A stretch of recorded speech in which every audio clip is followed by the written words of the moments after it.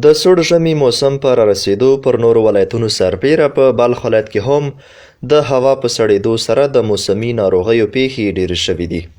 د یاد ولایت د ابوعلي سینای بلخي حوزوي مسؤلین وایي چې د هوا له سړېدو سره سم هممهاله په دې ولایت کې د لویانو سربیره تر ډېره په سلګونه ماشومان او ښځې په موسمي ناروغیو اخته شوي دي. د بلخ عامې روغتیا ریاست ویان ډاکټر خیر محمد خیرخوا وایي چې د تېرې یوې میاشتې په لړ کې لږ تر لږه 1500 تنه په تنفسي او موسمي ناروغیو اخته ښځې او ماشومان دغه روغتون ته وروړل شوي او دا مهال بستر دي. د خیرخوا په خبره د بلخ حوزوي روغتون ته د ورځې تر 2500 ناروغان ورځي او په وړیا ډول درملنه کیږي. د ژمي پر رسېدلو سره لکه څنګه چې تاسو معلومات کیږي یخنۍ سره ګڼ شمېرې د ماشومانو ناروغي زیاتیږي، خو د هغې سربیره موږ هم پوره خپل چمتووالی لرو د ناروغانو د ناروغۍ په مقابل کې له دوا او له صحي خدماتو څخه شروع تر ډاکټر صاحبانو معایناتو موږ هر څه بشپړه آمادګي لرو او ټول وړیا ورته وړاندې کیږي. دلته اوس فی الحال موږ تقریبا 415 ماشومان بستر لرو او د ورځې په 4 ساعتو کې هغه ناروغان چې دلته راځي بالخصوص اطفال او پی ډي کېږي او بیرته رخصت کېږي کور ته، دوا ورته کور کې توصیه کېږي. تقریبا له 2000 نیولې تر 2500 پورې ماشومان تګ راتګ لري په 4 ساعتو کې. ورته مهال د بلخ حوزوي روغتون د ماشومانو د درملنې څانګې سرطبیب عبدالرؤف فروغ وایي په ورځني ډول شاوخوا 1500 تنه ناروغان ورته د درملنې په موخه مراجعه کوي او د ټول شمال زون په کچه د ناروغانو د درملنې لپاره پوره امکانات او روغتیایي ظرفیت لري.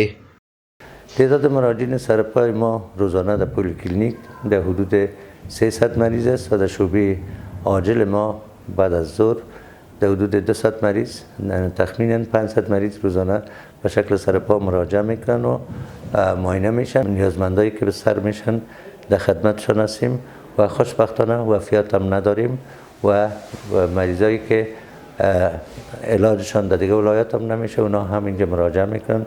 خوشبختانه کادر کافی ما داریم، به خصوص استادا ترینر متخصصین که تو ما هستن.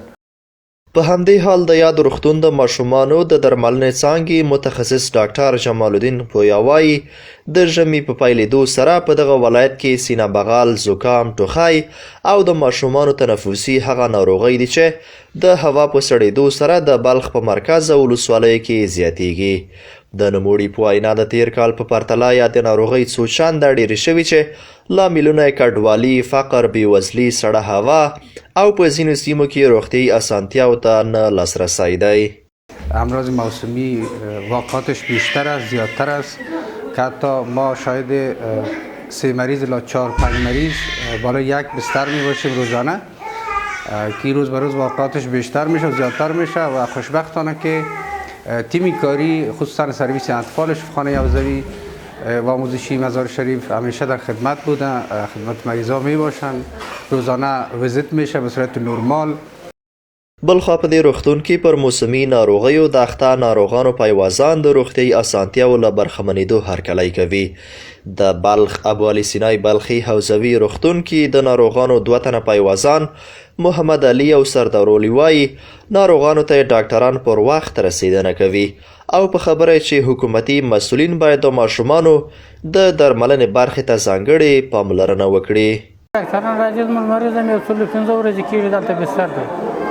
ډاکټران په وخت راځي بیخي الحمدلله فضل د خدای دی و ډاکټران ګرده راځي 24 ساعت دوایی ورکوي تطبیقی. از تمام دکتر صاحبا محترما خواهشمند هستیم که بخصوص طبقه طفل که از جدی‌تر باشن که حالا هم جدی هستن و مریضای ما در وقتش میاین دوا کار باشه هر کار باشه در خدمت مردم افغانستان است. فقط همین خواهشمند هستیم از امارات اسلامی که توجه زیادتر به طفل داشته باشه. ما هم 4 شب رو شد در بستر هستم، معده که مال خوب است.